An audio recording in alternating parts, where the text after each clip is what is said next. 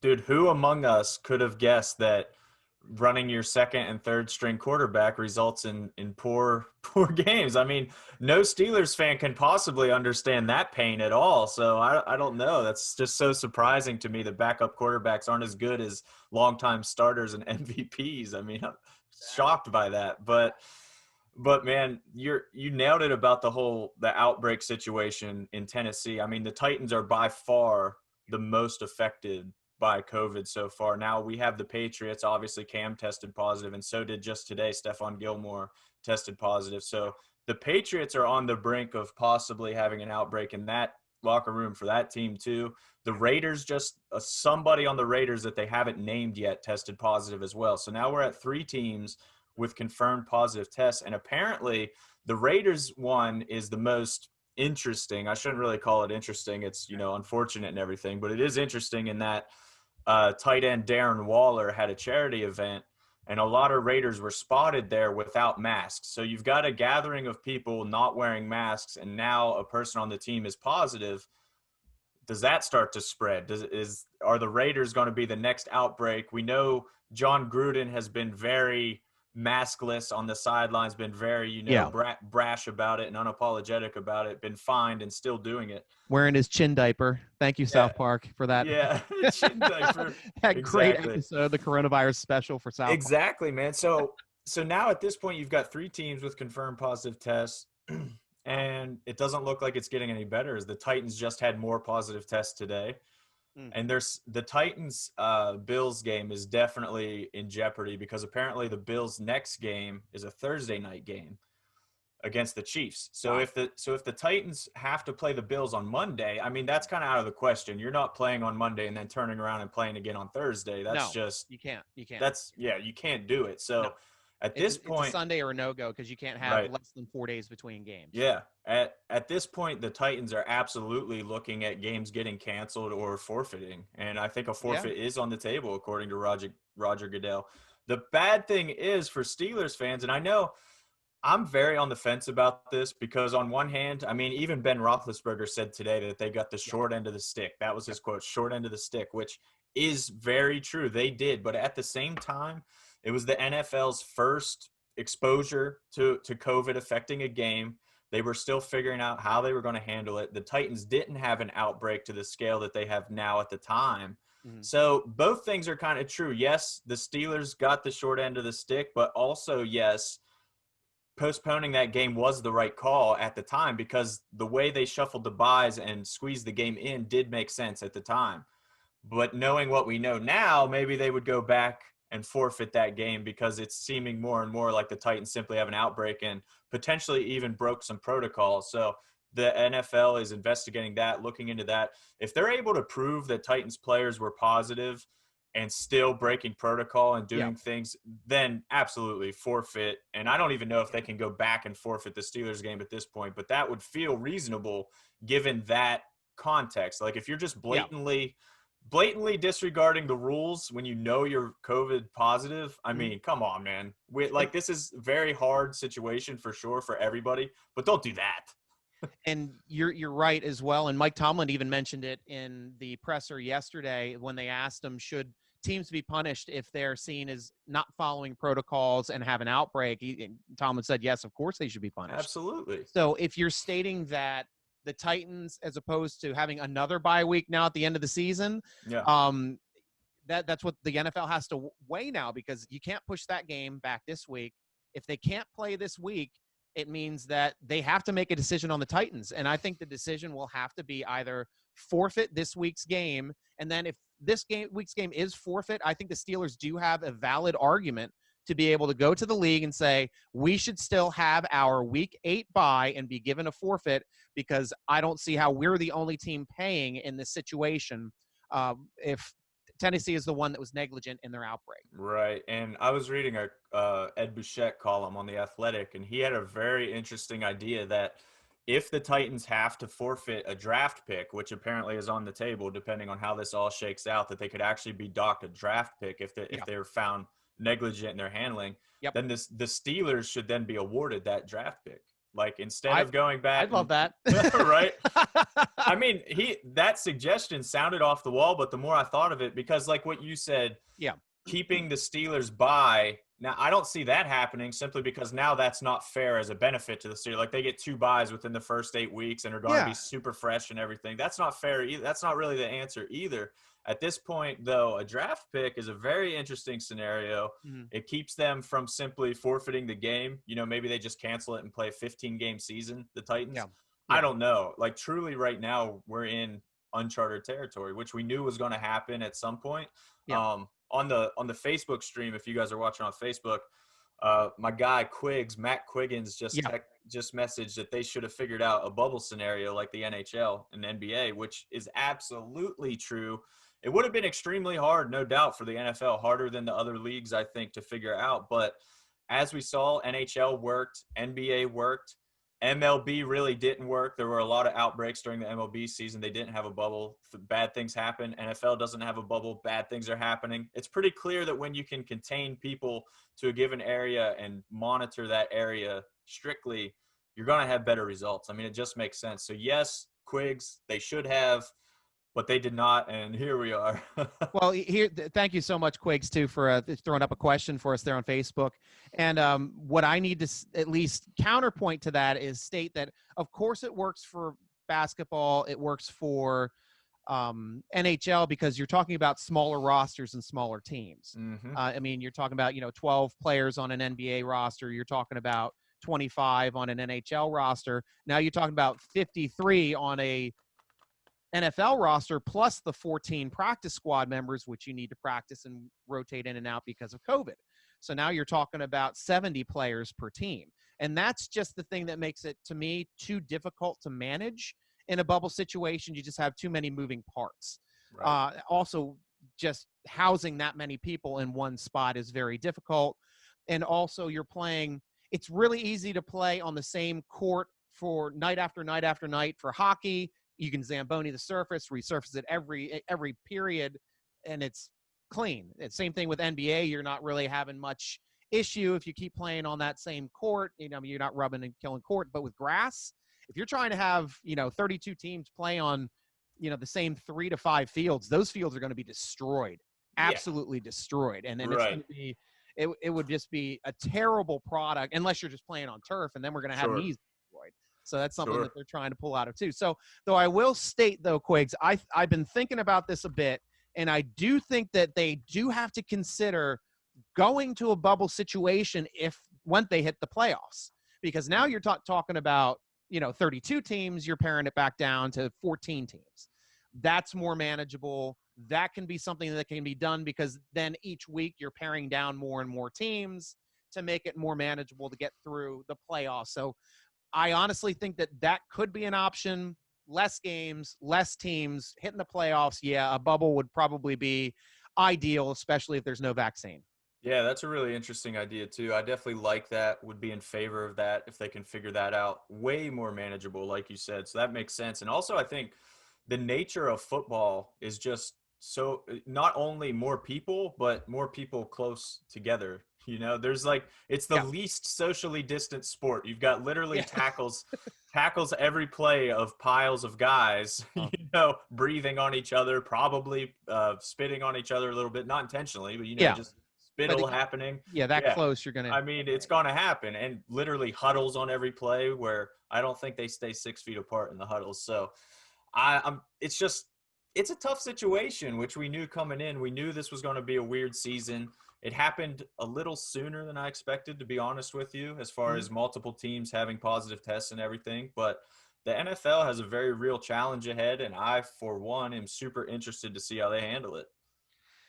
Well, all of the COVID things aside, there's still one really excellent news out of not playing at all. Last week, every single team in the AFC North won, but the Steelers are still in first place of the AFC North, and they will be playing the first place NFC East Eagles, by winning their first game of the season, they are now in first place. So it's a battle of Insane. 2 first-place teams coming up.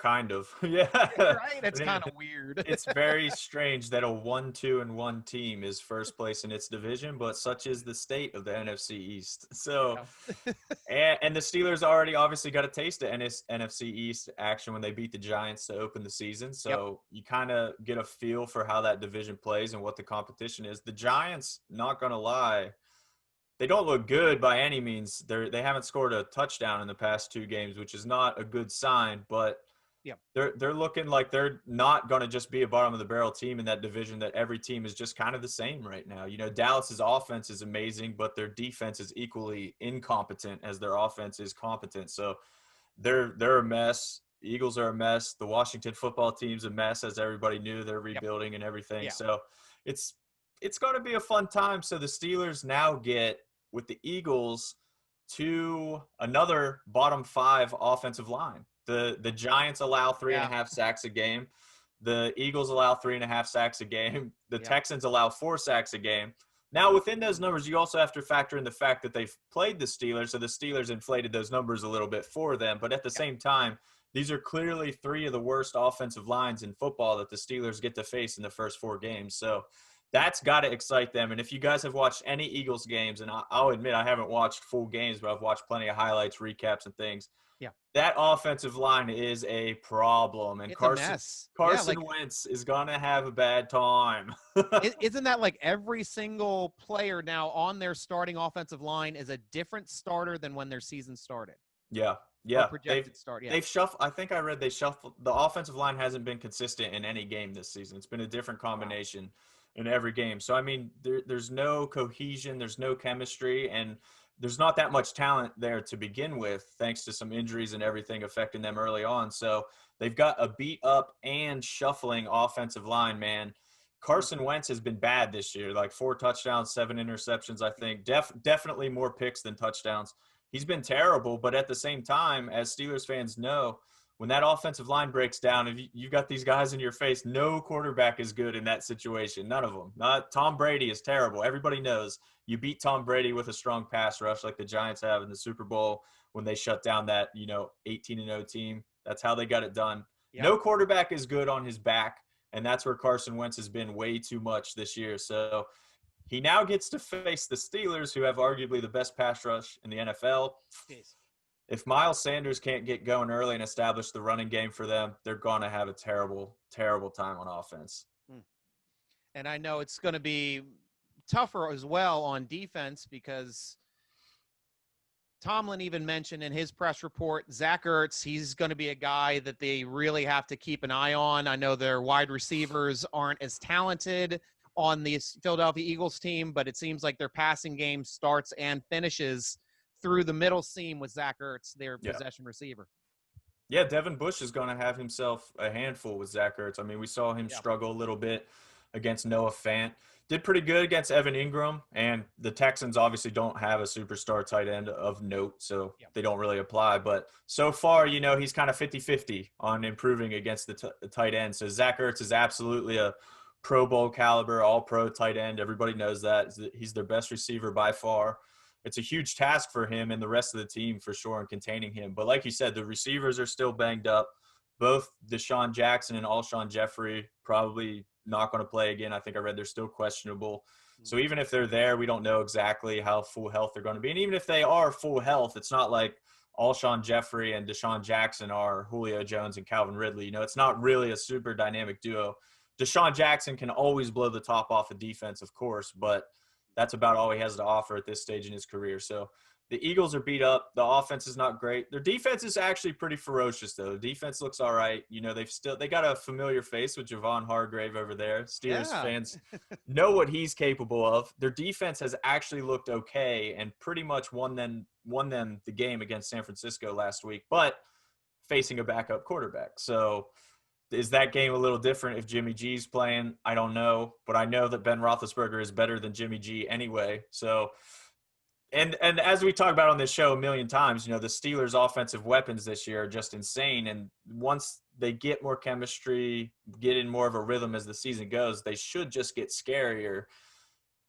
I feel like we're broken records on this show, man. It's a win game for the Steelers. They should absolutely win this one and improve Yeah. to 4-0. Especially playing at home now in front of fans for the first time this season. Steeler Nation's going to have some terrible towels in the stands, and that's going to be awesome to see. I know Tomlin said the team's going to be energized, having fans in the stand. Obviously, the players have been tweeting out they can't wait to see Steelers and fans out there hooting and hollering and terrible towels waving because that energizes them.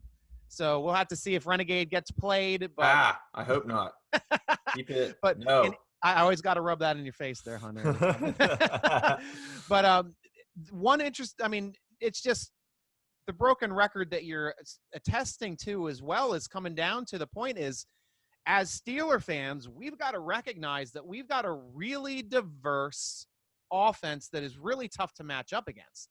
Now the Steelers have 4 running backs that they utilize in the running game in different ways. They've got 2 tight ends that they utilize the entire game, and now they have 4 wide receivers that they work into the game. And all 4 of them are active and making plays. So that is the toughest thing for a defense to have to plan against, is an entire team making plays, not just like 1 or 2 outstanding players where, you could shut down LeVeon Bell, you could shut down Antonio Brown, but this is like Steelers just keep rotating players in now, and now this is just we're a team that doesn't have those elite superstars like that Antonio Brown level, but they're just the next tier down, and they're across the board. Yeah. So this makes it really difficult for teams to plan against, especially we see Vance McDonald's going to be on the field this play. It's got to be a running play. He chips, he goes out for a pass. He can catch a pass and knock somebody on their ass. So it's which he does. Yeah. No, it's like this is where I feel Steeler fans should really start watching how the offensive game plan is coming into shape with Fichtner and Canada working together to utilize all these skill players and different alignments and bringing the personnel changes in and out, because that's exciting for me for football. I love watching that. And so for them to start, running with it, I expect to start seeing that this week, seeing the offense clicking and then flipping to different personnel sets while still running their motions. And it's going to be really, really difficult for any team to face, but a team like the Eagles this week, it's going to be, very, very difficult to try to stop the Steelers offense. Yeah, I think you definitely nailed it there. And the reason why I feel like we're such broken records with every game is simply that the Steelers have an identity already. I feel like we know exactly who they are on defense. We know what they do so well on defense, and literally no offense in the league. Like, even you can take the Chiefs. The Chiefs will still struggle against that defense. That defense is a problem for every team. Yeah. And on offense, they are exactly what you said, just a pick your poison kind of. They don't have – it's not just going to be James Conner. It's not just going to be JuJu. Every game, it could be a different superstar emerging. Deontay Johnson, I think we both think is probably the most talented receiver on the team, kind of more of the possession guy, will have the most receptions and everything game in, game out. Mm-hmm. But then you have a guy like Claypool who will just blow the top off your defense, or a guy like JuJu who's a huge red zone threat, yards after catch, just tough guy, does everything. Yeah. Ebron, red zone threat. We finally saw him in the red zone last game against the Texans and saw what he can do there. Mm-hmm. It's such a pick your poison. And then on third down, you got James Washington coming out of nowhere, making tough catches, yards after the catch. I mean, you can't dial in on one guy on that offense, because they'll gladly pick you apart with the other guy. And I can't remember if it was Tomlin or who said it, but he even admitted that Ebron to this point has kind of been a decoy to open up JuJu and Deontay more, which is obviously not what they signed him to do, just to be a decoy. They'd probably like to get him the ball a little more. But at the same time, that speaks to exactly what we're saying with the offensive identity. Ben's not going to just force it to Ebron because he feels like Ebron needs to get catches. If Ebron opens up JuJu, then of course they're going to just throw it to JuJu. Like, they're just taking what defenses give them at this point and making the reads on the fly. So it's been fun, and they're really only going to get better. Like, literally, what we've seen from their offense at this point feels like the floor to me. I don't know if you agree, but I feel like they're really not going to get worse and have limitless potential to get better. Yes. Yeah, that's perfectly said. I agree 100%. And that extra X factor to creating the floor versus expanding it is Ben Roethlisberger, the only guy we haven't mentioned on the offense, which is the Hall of Famer, obviously, that's in there to make everything run. And though he is the hardest person on himself, he's still statistically having a very good year. Yeah. 7 touchdowns, no interceptions in 3 games. I mean, I don't think he's ever started a September in 3 games with 7 touchdowns, no interceptions. That's usually the other way around. He's usually He's slow out of the okay, box. man. Yeah. He's definitely okay at football. It's nice to have him back. It's crazy how much a single player can dictate things. Whenever the Bengals selected Joe Burrow over Chase Young, I kind of thought they should have. I thought Chase Young was the best player in the draft, and I thought they kind of overthought that. I thought they could keep Andy Dalton around and be okay. Yeah. But then, like, Joe Burrow comes in, and you see how he plays, and you see the spark, Mhm. and you see what he's provided that team. Man, he looks very, very good. He looks awesome. Steelers fans probably don't want to hear that, but for a young rookie, especially in a shortened off season, Yeah. shortened everything, Joe Burrow looks great. And then I think about what Ben Roethlisberger does for the Steelers, and I'm like, okay, like, it's not a quarterback obsession. It's just that's how much the quarterback will impact the game, obviously more than any other position on the field. And it truly is just worth it. So seeing Ben back and humming along has just completely revitalized the team. Obviously, they're undefeated, and I think they're going to stay undefeated after this week. And that's a crazy thing now. Looking at our division, is the antithesis of the NFC East that we're playing this week. Like everybody in the Steelers division, like I was surprised to see, hey, Cleveland's 3-1. And looking better every week, Yeah, they are. unfortunately enough. Yeah. And their only loss being to Baltimore. Otherwise, they'd be 4-1, and Yeah. Baltimore would be 2-2. But hey, 2 3-1 teams. There's 3 teams right now in our division with 3 wins. Even though we didn't play last week, we still are there. And Cincinnati picking up their first win too. They're starting to get some momentum on offense as well. So this is going to be a really tough division to have to run the gauntlet here coming through the next couple months. Yeah, I mean, Cincy tied Philly as well, so it's not like they Yeah. lost every other Yeah. game. They even have a tie in there, so that was easily could have been a win for them. So the Steelers have Philly coming up. That's, NFL math doesn't work. You can't say because Philly tied the Bengals, they're exactly as good as the Bengals. So whatever the Steelers do to Philly, that's what they'll do to the Bengals. Like, it doesn't work like that, but you can at least get a little barometer for what caliber, the Bengals are going to bring to the table when they meet, because it is a totally new Bengals team. Like, the way Joe Burrow has kind of changed the face of things. We'll see. We're not far removed from the days where the Bengals were winning the division and constantly kind of the class there, or at least in the conversation, making the playoffs regularly. So I don't know if those days are back upon us sooner than later, but you look at the AFC North, like you said, like, which team is the odd man out? Because right now the Browns look like a playoff team. Yeah. The Ravens are a playoff team. The Steelers are a playoff team. The Bengals are on the rise. Yeah. Something's got to give at some point. So that division is going to get super fun, man. I can't wait for some more AFC North battles. Yeah, the Bengals could definitely win that NFC East if they were in that division this Dude, year. that's a great way to put it. They should qualify. You know what? Just let them be honorary NFC East this season. Let them make it. Yeah, but at least it's a good thing that we're going to be playing all 4 NFC East teams.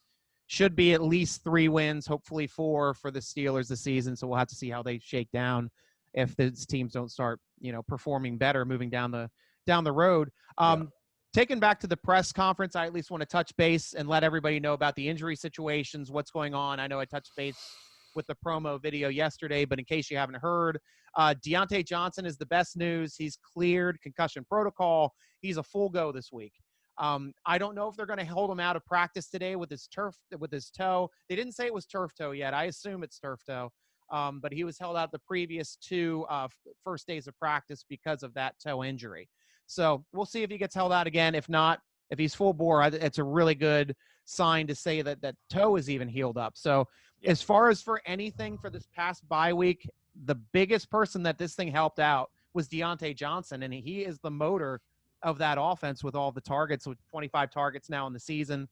And, Ben's looking his way every time. So he's going to be the chain mover and hopefully keep leading the league here and force missed tackles, because he's a playmaker when he gets that ball in his hands.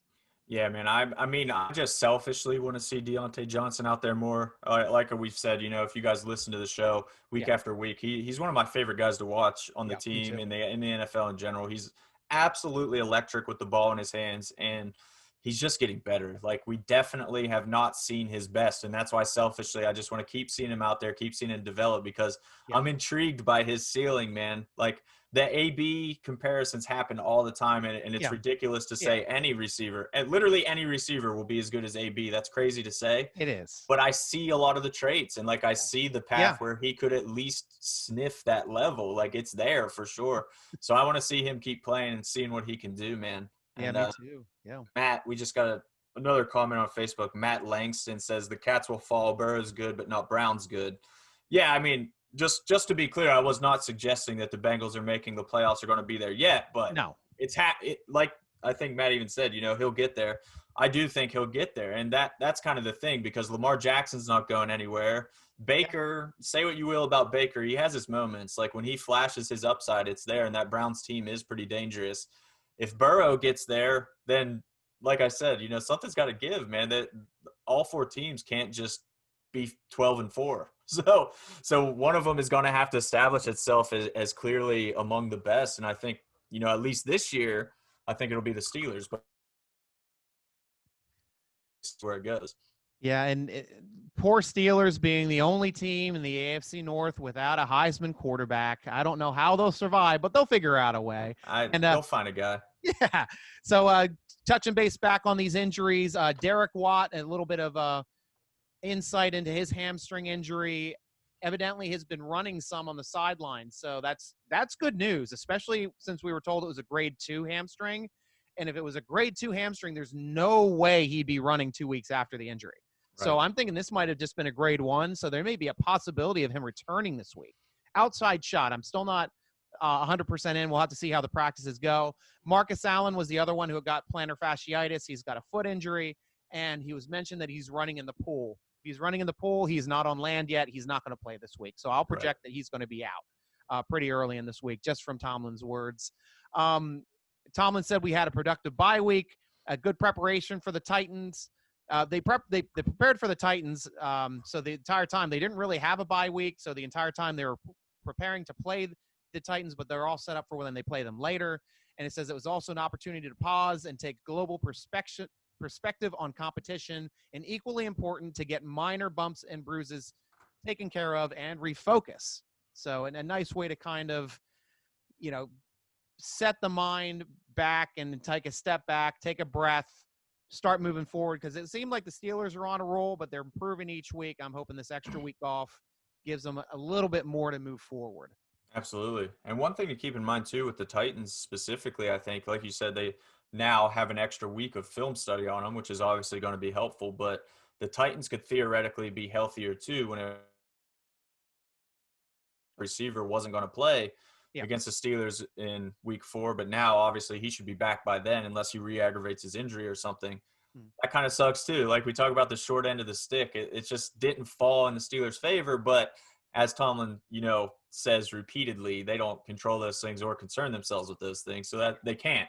I mean, we talked about before, the last couple of times they had to play 13 straight games, they handled it well, extremely well, actually. So there's no reason that this is a deal breaker by any means. It's just a little extra difficulty along the way, but it's the NFL, man. It's not easy to make or win the Super Bowl anyway. It's never going to be easy. So if they do it, just more kudos to them if they can pull it off. Also, one thing that Tomlin mentioned during the call that we haven't touched base on yet is that Philadelphia's defense is very disruptive in their front seven right now. Those are that's the part of the team that is forcing the turnovers right now, and they have 13 sacks in 2 weeks. So that is something that the Steelers offense needs to prepare for and make sure that our blocking is in a line, utilizing, receivers and tight ends to help out as well, and possibly a receiver here and there to make those plays to get those other options open. Because it seems like we've had the feast moments so far this season of being able to just go full bore into the other team's quarterback. But this week, we're going to see what it's like on the receiving end, because this Eagles defense really does know how to get after the quarterbacks. Yeah, and if you're one of those people that think the Steelers come out of a bye week sluggish, then this is a bad time to do that.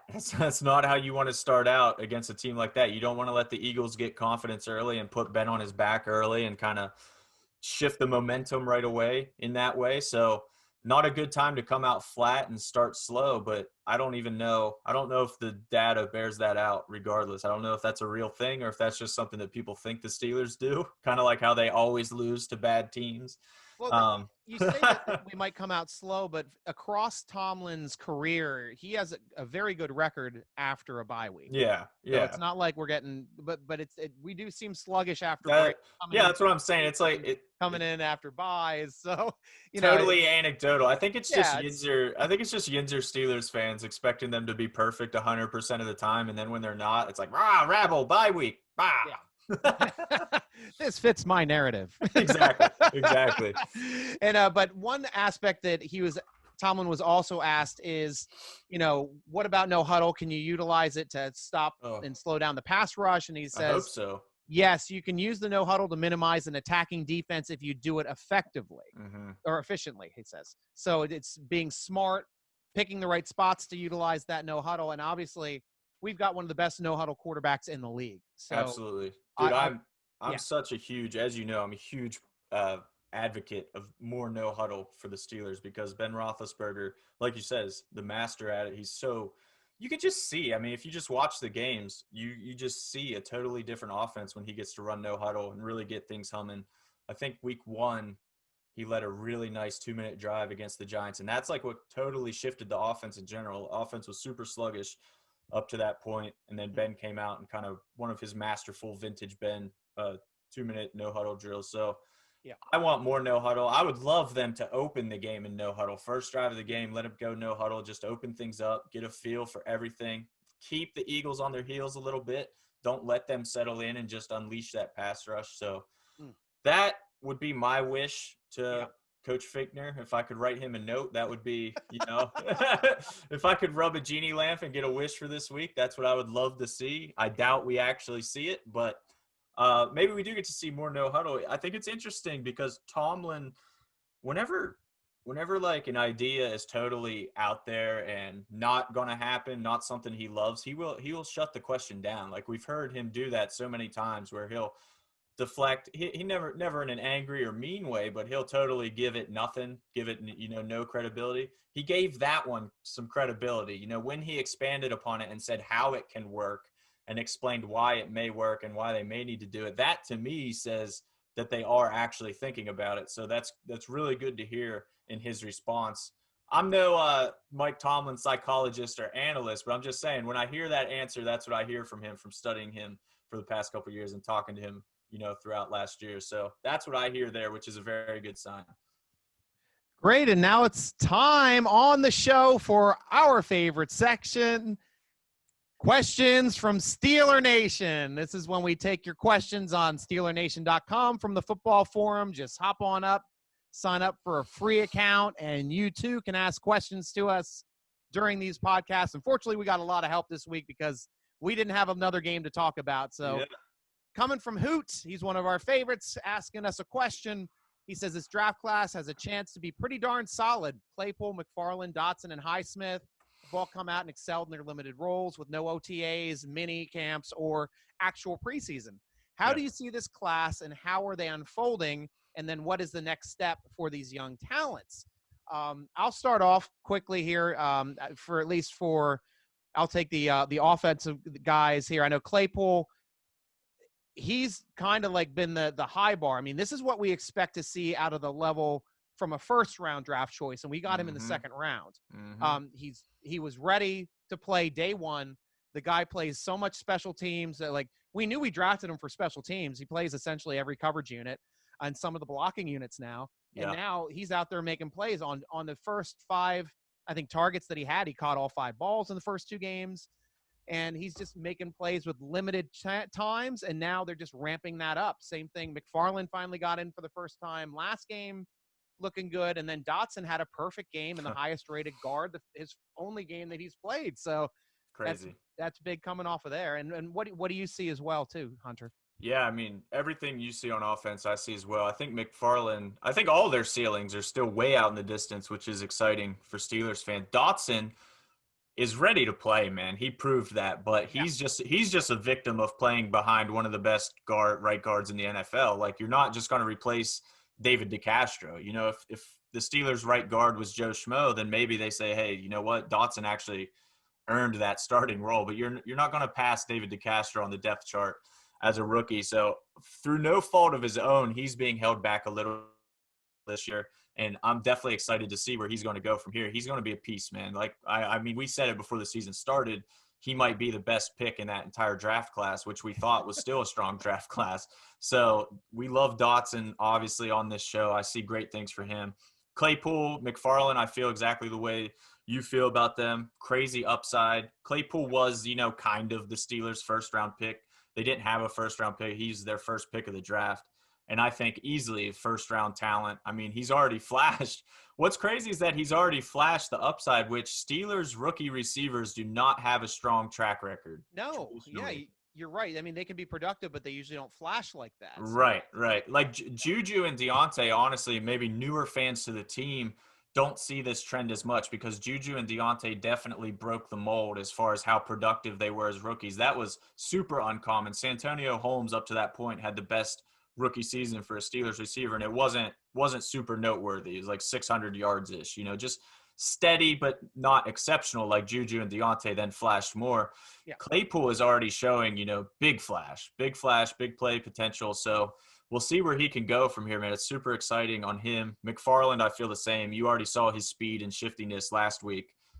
That's a very unique skill set. I think when Robert Golden was on the show last week, he mentioned that as well, how the three primary running backs there, even throw Jalen Samuels in there, they all do something different well. Like that's the really unique thing about those four running backs. So it's exciting. And then Highsmith, again, he's kind of like Dotson in that I feel like when he's in, he's flashed and shown like he might actually be ready, but you're not going to pass TJ Watt or Bud Dupree on the depth chart. So not this year. No. But yeah, he's already getting TFLs. He's already getting pressures. So that's good to see from the defensive end. And Highsmith, you know what, dude? Highsmith might actually be the most interesting one of them all because he's the rawest player. He was so raw coming out of college that we said he looks good, but man, does he need some polish to compete in the NFL. He really needs to add more to his pass rush arsenal and add some tricks and, just all this stuff that just comes with experience.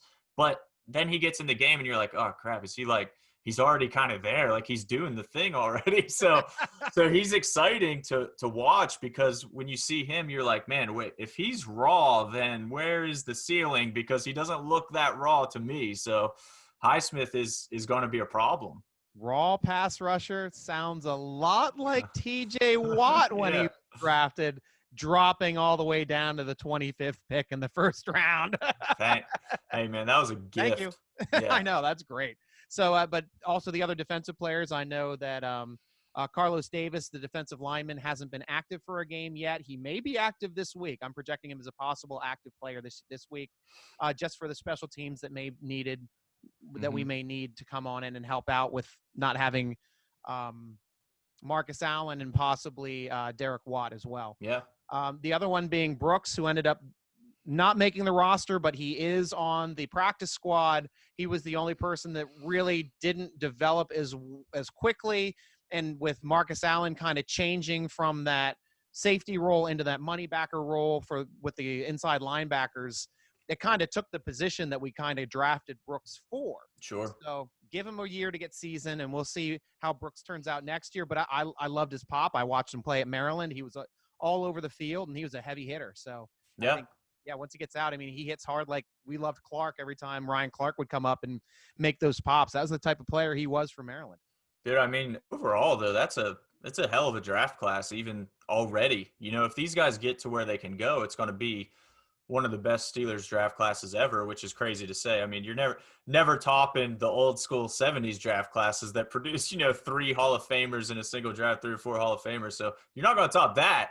But going 4 for 6 with steady starters with, who knows how good potential, 4 for 6, you'll take that every year out of a draft. And Heinz57 has a question for us. He says, we haven't seen any splash plays for Fitzgerald yet this year. Is he being used differently, or are teams just staying away from him?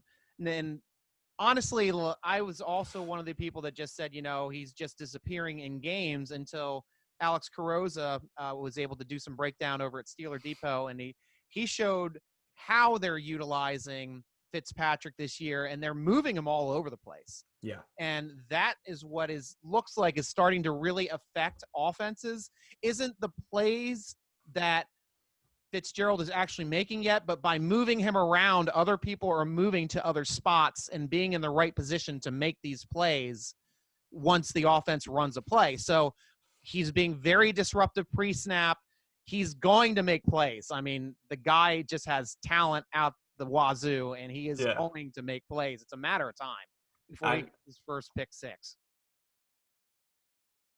Air horn for when you mess up somebody's name. I've decided that I'm getting an air horn for when you mess up somebody's name. Yeah. What was my mess up this time? You said Fitzgerald, and I was so confused. I was so confused. I was like, wait. I was like, what is he talking about right now?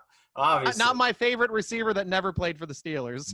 Yeah, yet. I still have faith. 1-year contract. End your season. End your season back home, Larry. Come back home. I've been wishing for that for the past 3 years. I know. But now, Steelers really can't afford him now. So. Dude, I'll take him even when he's like 43. I'll take him. I don't care. Like, just bring Larry Fitzgerald home. But anyway, Minkah for sure has not been targeted much at all. Maybe like 4 times, I think I read. So it's hard to judge whenever somebody just isn't getting action. It's the same thing we saw towards the end of last season whenever everybody thought he was kind of falling off a cliff, when in reality he just simply didn't have the opportunity to make a play. So you can't fault a guy too much for that. But I will say, man, the one thing that concerns me with Minkah a little bit is his tackling so far. He's missing more tackles than I've seen him miss in the past, and I'm not sure what that's about. But I would love for him to be a more sure tackler. But overall, I mean, teams aren't killing the Steelers with the deep ball by any means. You know, it's not like he's not performing his duties as a free safety. So he's doing his job. He's showing up. He's just not the splashy Minkah that Steelers fans were treated to last year. And that's, like you said, that's largely because teams are simply not allowing him to be. They're not giving him that chance. So in a way, that's still a win. You know, I think of it a lot like Troy Polamalu, when a lot of times Troy wouldn't make the play, but if you can make the quarterback second guess himself or check out of a play or make the wrong read, that's still a win for you. You know, even though that doesn't show up on the stat sheet or people aren't going to notice it, guarantee you your teammates notice it, and the opposing team notices it too. So if you can affect the game simply by being on the field, that's a huge win. Yeah. Hines57 also asks, JuJu had a pretty down year last year, likely injured all season with turf toe, but he has looked really solid to start the year. Contract extension to come? And question mark. Yeah, you know, it's like, of course, as far as priority free agents for the Steelers go for next year, if you're looking at, you know, the two that I think are the toughest to get rid of would be Connor and JuJu, because they both are Pittsburgh. They both embrace Pittsburgh. They're excellent people, both on and off the field. JuJu is a bit more communal based with Pittsburgh, but I mean, I can't even really say that because Connor does all his work with the hospitals as well too. I mean, they just do different things, but the interesting aspect with JuJu Smith-Schuster is him starting his clothing line and tying it to the city of Pittsburgh, and also getting Litzberg trademarked. So with his lit and everything lit, and then everything lit. So Litzberg is now trademark. I mean, he's got a brand in Pittsburgh. So this is something you have to consider during negotiations. Is he willing to take a little bit less money because he knows that brand, being a Pittsburgh brand, is just going to sell and make that extra money back for him in spades? Dude, so, you know, Tom Brady did that up there in New England, taking much less, but he making all of his endorsement money, or making all that money off of endorsements. Plus his wife makes a pretty good amount of money too. It's crazy, man. You know, and that's a situation where, like, you know, if you can get JuJu Smith-Schuster signed anywhere between 8 and 12 million, like, you find a way to do it. Like, if he's not making 15, 16 million, because that's honestly, I can see him being a 15, 16 million dollar sign. But the other issue, and then the thing, which is purely a strategic thing, but it probably would be not the right thing to do to a player like JuJu, is he probably has the most value on the roster to do a franchise tag and trade. And he's the only person, I think, on our roster that we'd be able to get a first-round draft pick for.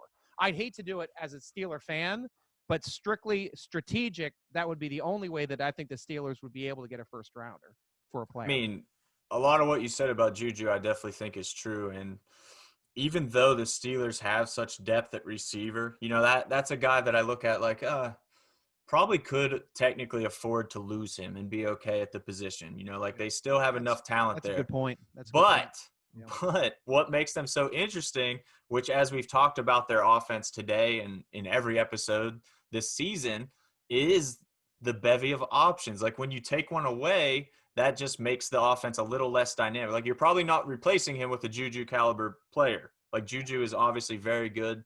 Last year was not good, but who was with Mason Rudolph and Duck Hodges throwing him the ball? It was a rough year for every receiver on that team, the offense in general. So plus he was injured, which Yeah. nobody likes injury excuses, but they're 100%. Deontay Johnson was injured as well, playing with a bad groin all season. Yeah. It's Yes. insane, like how productive they still were to have any production with those injuries. Yeah, to do anything at all. But I mean, we've already seen JuJu this year matching his touchdown total from all of last season through 3 games. So he's averaging a touchdown a game and proving that his rookie season, obviously very good, but his second season was his real breakout Pro Bowl season where he was just unreal, proving to me at least that wasn't a fluke. He's already shown me enough this year to know that, okay, when he's with a legit quarterback on a legit offense, he is exactly who we thought he was.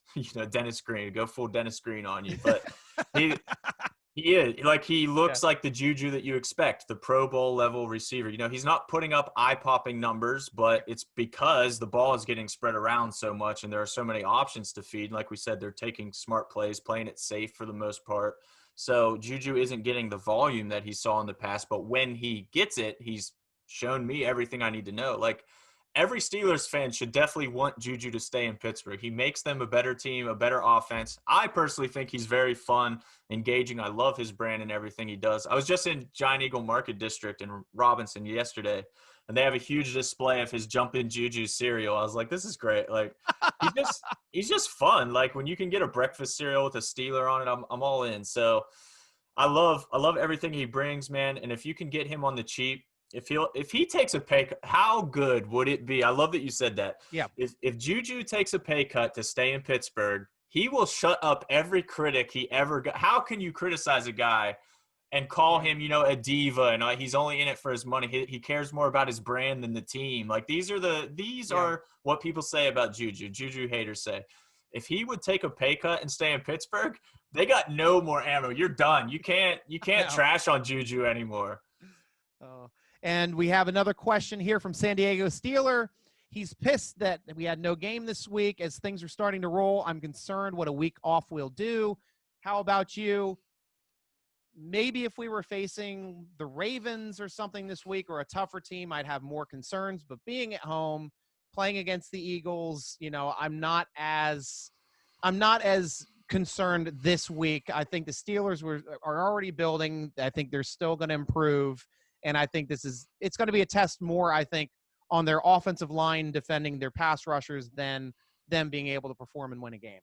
Sure. I mean, I just echo what you think there. But one interesting component of this, I think, is we've mentioned it a few times as far as with the no preseason and shortened training camps that teams really didn't quite have the chemistry all together yet. They didn't have the time to get the reps in that they needed. And early on was kind of a feeling out process, so to speak. I'm interested to see if after the bye, the chemistry's a little better. Like if that extra week did help, or would having a game last week have helped the chemistry more? Like is it better in a practice setting or in an actual game setting to develop that chemistry and kind of kick the rust off? So I'm interested to see what kind of strides they do or don't take coming out of this bye week, which sucks to even call it a bye week because it shouldn't have counted, but here we are. Yeah. Well, who knows? We might get a forfeit for it. We'll see. Or a draft pick. Yeah, either way, I'm fine either way. Kelly, I know you asked a question here about the positive reports and the coronavirus. We tackled that at the top of the show. So we already took your question, but Ike, thank you very much for Ike. throwing us a question. We love answering your questions anyway. Drink Iron City's back again. Hey! He's got a couple questions for us. First one was, is there any lingering effects in team operations, player actions, coaching from the Antonio and LeVeon debacle? And is the clean slate as far as special treatment for certain – is there a clean slate as far as for special treatment for certain players? And I think that's a good point that Drink Iron City made right there in the last sentence that I really didn't think about is, Tomlin does treat some players differently. Antonio Brown did have some benefit of the doubt, did have some more slack until, when he finally got around to benching him. And then that was it for Brown because he wouldn't step on the field with the Crazy. Steeler jersey and left mid-game. That was So that so was the last time crazy. we ever saw that. Ben, I think, probably gets a little bit more treatment, but, I'm not as harsh on Ben because Ben is essentially, the mouthpiece of the organization and parrots everything that Tomlin says anyway. I mean, he's towing the company line. It's not like he's a loose cannon anymore since, for the past 10 years, he's been a company guy. Yeah. So, it was a tough situation with that whole Antonio Brown and LeVeon Bell thing. And obviously Tomlin was a younger coach. And I think we kind of learned from those aspects, but moving forward, I don't see any lingering effects this year for this team. I mean, this is a completely different team. Yeah. They're not even thinking about Bell or Brown. Hell, Brown isn't even texting JuJu anymore, throwing shade at him for better, where are your stats? And it's like, well, you have 0 stats this season. So there you go. It's Antonio. insane. It's insane that neither guy is relevant in the NFL anymore already. Right. It's Isn't that crazy? insane. Yeah. And we were going to tie them up. We offered big money to Bell, 30 mil to Bell, and he took More than that. 30. Ugh. Yeah. I know he took slightly less to go to the Jets, and then that was it. He hasn't had a productive season yet. No, he flat out hasn't been himself. Like, I don't know. It makes you wonder about the system and offensive line and everything else that goes into making a running back because he just hasn't been Le'Veon Bell by any means. Or did he simply just stop caring as much as he cared in Pittsburgh? I don't know. But to answer the question, I think it's really interesting because, to answer the first part, no, there's no lingering effects. Like you said, it's a totally different team now. It's not that AB and Bell are genuinely a distant memory. And I think they were a distant memory last year because players were still getting asked about them last year as well. And I remember every time they would be asked, they would just dismiss it hard, like almost be offended that you would ask the question that they've moved on. So even last year, I don't think that was a problem at all. But the special treatment aspect of the question is where I think things are very interesting because I think I tweeted this the other day, but somebody posted that picture of Bill Belichick at his presser with the cut off sleeves looking like an absolute like homeless guy. He was in his press conference just looking straight up homeless. And I tweeted and I said, obviously it's hilarious. Like I love that Steelers Nation can roast me for this. I love Bill Belichick's whole homeless, I don't give a crap attitude to the way he dresses and everything. I think it's amazing. But I think any exceptional human being in any job field gets exceptions. Like you make exceptions for people when they perform above and beyond, and that's totally fine. This. Anybody who works in literally any field knows this. Like special people get special treatment. I mean, that's just how it works because some cases they flat out earn it. B, sometimes you have to understand their personality enough to know that they perform better that way. So, for instance, last year, I'll use last year because reporters were actually allowed in the locker room and things. JuJu, so most players, just to kind of break it down, after practices, media could go into the locker room and just kind of interview whoever you want. Like if they're at their locker sitting down, the players understand, it's time to talk to the media. So you could just go up like, hey, Steven Nelson, can I have a minute of your time? Like talk, whatever. JuJu was never available like that. He had a specific day and time that you had to talk to him. So when it was JuJu's time to talk, everybody would gather around JuJu at once, and it would be like a scrum because you knew that was your chance to talk to JuJu. Oh. And Ben Roethlisberger was same way. There was a Ben day, a day and time to talk to Ben. So yes, if that's what you consider special treatment, then yeah. And obviously this season doesn't apply because of the Zoom meetings and the way everything's structured. But yes, there was still some special treatment, so to speak. But if JuJu says, hey, coach, like talking to media every day after practice, because definitely a guy like JuJu, if he was just available all the time, they would talk to him every day. He would be bombarded every day. Yeah. So if he says, hey, coach, talking to media every day isn't the best use of my time. I'd rather be studying the playbook. I'd rather be, recovering. I'd rather be whatever. Yeah. Then is special treatment bad? In that case, I think it's better. If a player comes up and says, it helps me focus if I don't have to do this every day, then by all means, you've earned that special treatment. It's actually a benefit. So special treatment in general is it's an interesting concept to me for the reasons I said. Like, I think some people have flat out earned it and it's better for some people. So it's so easy to just pin it as something negative, like, oh, you're being a diva, being AB again. But I don't think that's the case, genuinely. I think that is probably as complete as you could put a thought down. Nice explanation there, Hunter. Thank you for taking Steeler Nation on that ride with you. Yeah. Sorry, guys. How long did I just ramble for like an hour? That was great, man. I was just sitting back. It's Thursday. It's Thursday. What happened? And I just have to make one point for our people watching. This is the only time you will ever see me with the enemy and the team's helmets back to back, like I'm in an actual studio here. Like we have all 32 helmets. We don't. I'm just a Pennsylvania boy. I have an Eagles helmet. I do like them. They're my favorite NFC team, but not liking them this week against the Steelers. What good Pennsylvania boy doesn't have an Eagles helmet stashed away in the closet? Some green somewhere. I'm a Central PA guy, so we got both sides. Anyway. It's all good. It's all good. And we've done it again, Hunter. It's been another great hour with you, my friend. And thank you for joining us. Obviously, everybody, follow him on Instagram. Follow him on Twitter, at Hunter A. Homistek. That's at HUNTERAHOMISTEK. See us again next Tuesday and every Tuesday following at 2 p.m. live on Facebook, live on Twitter, so we can jump back on here and entertain you guys for an hour. Can't wait, man. Hopefully we're jumping on next week 4-0 and ready to talk about another win. Oh, I can't wait. Oh, talk to you next week, bro. Thank you very much, man. Take care, dude. All righty. Visit our title sponsor, Total Sports Enterprises, on Twitter to be part of their signed merch giveaway done every week at Total Sports ENT.